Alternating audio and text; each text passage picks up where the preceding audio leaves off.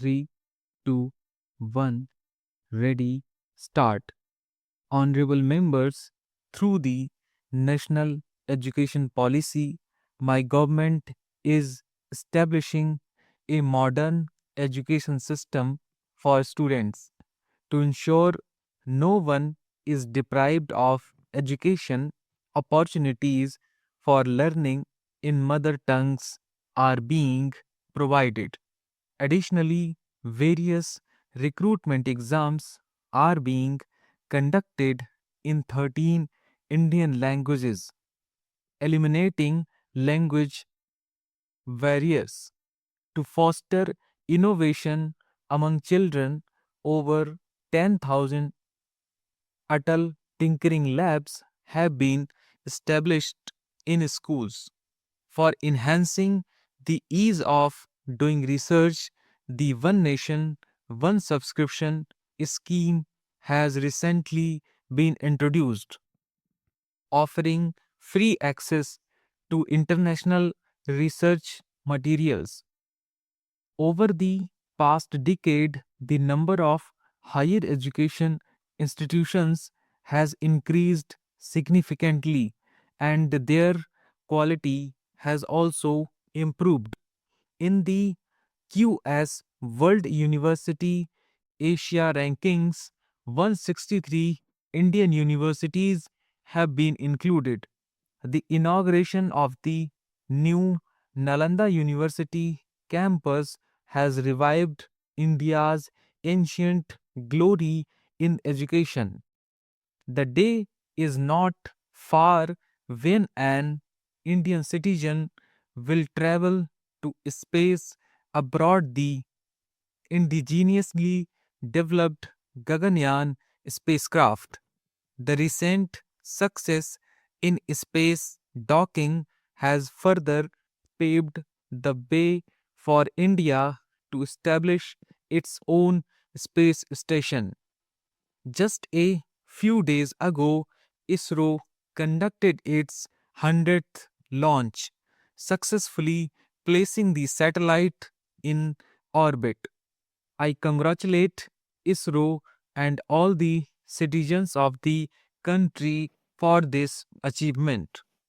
Honorable members, my government has taken significant steps to create a world class sports ecosystem in the country. Initiatives like the Khelo India scheme, the Target Olympic Podium scheme, and the establishment of the National Sports University are contributing to this vision. A special sports center for Divyang athletes has been opened in Gwalior.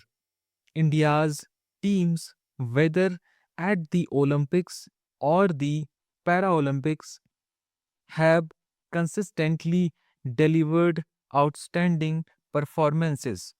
Recently, India also achieved remarkable success at the World Chess Championship. Through the Fit India movement, we are building a strong and empowered youth force. Honorable members, in building a Viksit Bharat, the role of research along with the role of farmers, soldiers, and science is of immense importance. Our goal is to establish India as a global innovation powerhouse, to promote research in educational institutions. The National Research Foundation has been established with an outlay of 50,000 crore rupees. Additionally, 10,000 crore rupees is being invested to foster innovation in science and technology under the Vigyan Dhara Yojana. India's contribution in the field of artificial intelligence is being elevated through the launch of the India AI mission. The National Quantum Mission aims to position India among the leading nations in the field of frontier technology. My government has introduced the Bio E3 policy to boost biomanufacturing. This policy will serve as the facilitator for the next industrial revolution. The focus of bioeconomy is on the efficient utilization of natural resources to create new employment opportunities while preserving the environment. Honorable members, my government has worked with strong determination to lift the economy out of a state of policy paralysis.